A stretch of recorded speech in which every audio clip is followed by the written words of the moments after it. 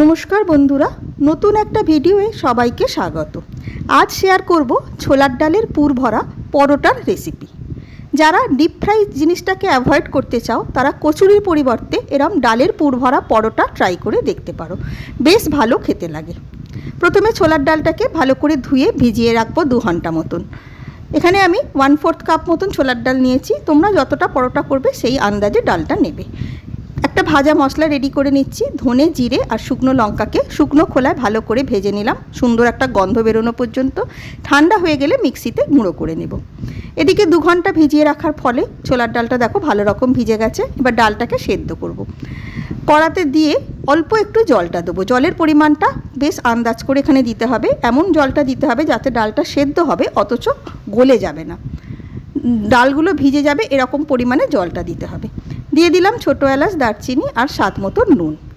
Low to medium ফ্লেমে ডালটাকে একটু সেদ্ধ করব যতক্ষণ না জলটা বেশ শুকনো হয়ে যাচ্ছে। দেখো ডালটা ভালো রকম সেদ্ধ হয়েছে কিন্তু গলে যায়নি, এইভাবেই ডালটাকে সেদ্ধ করতে হবে। এবারে এটাকে রেখে দেব পুরোপুরি ঠান্ডা হয়ে যাওয়ার জন্য।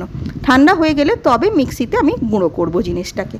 এরই মধ্যে ময়দাটা মেখে নিচ্ছি। সমপরিমাণ আটা আর ময়দা দিয়ে নুন দিয়ে এবার ময়নটা দিয়ে দিলাম। আমি এখানে 3 চা চামচ মতো সাদা তেল ময়ন দিলাম। যেমন নর্মাল পরোটায় আমরা ময়ন দিই সেই পরিমাণে ময়ন দিলেই চলবে। অল্প অল্প করে জল দিয়ে পরোটা মতন আর ময়দাটাকে মেখে নিলাম। এইবারে ঢাকা দিয়ে এটাকে মিনিট 15-20 রেস্টে রেখে দেব। এরই মাঝে সেদ্ধ করা ডালটা পুরোপুরি ঠান্ডা হয়ে গেছে। এটাকে সব শুদ্ধ আমি মিক্সিতে দিয়ে দিলাম। কোনো রকম জলের ব্যবহার করব না, মিক্সিটাকে দিয়ে ভালো করে গুঁড়ো করে নিলাম। দেখো কিরম ঝরঝরে মতন হয়েছে, এই রকমই জিনিসটা হবে।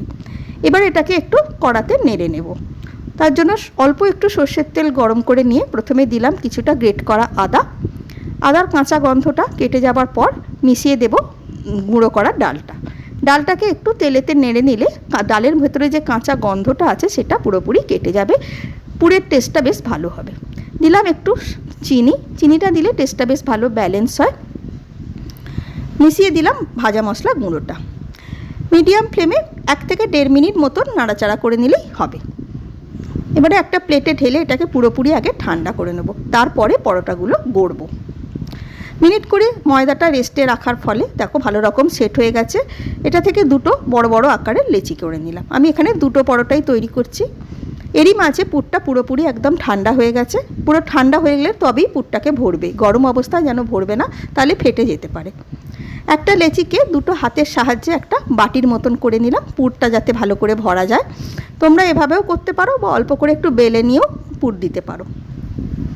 বাটির খোলের মতন করে নিয়ে এবারে যতটা পুর ঢোকানো যায় ভালো করে পুরটাকে দিয়ে দিলাম।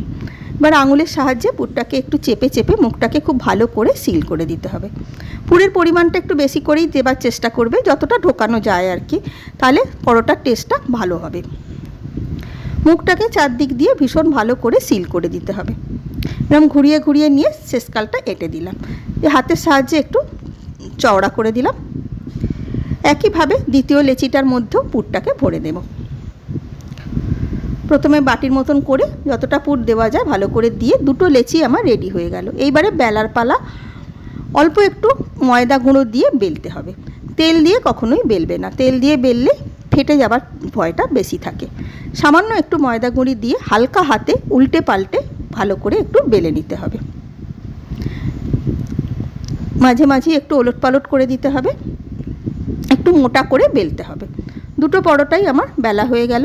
এবারে ভাজার পালা।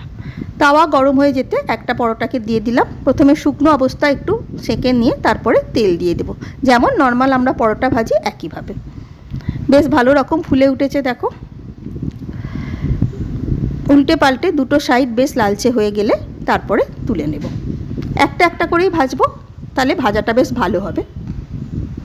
একটা পরোটা ভাজা কমপ্লিট হয়ে গেল। এইবারে একইভাবে দ্বিতীয়টাকেও ভেজে নেব। গ্যাসের ফ্লেম মিডিয়াম টু হাইতে থাকবে।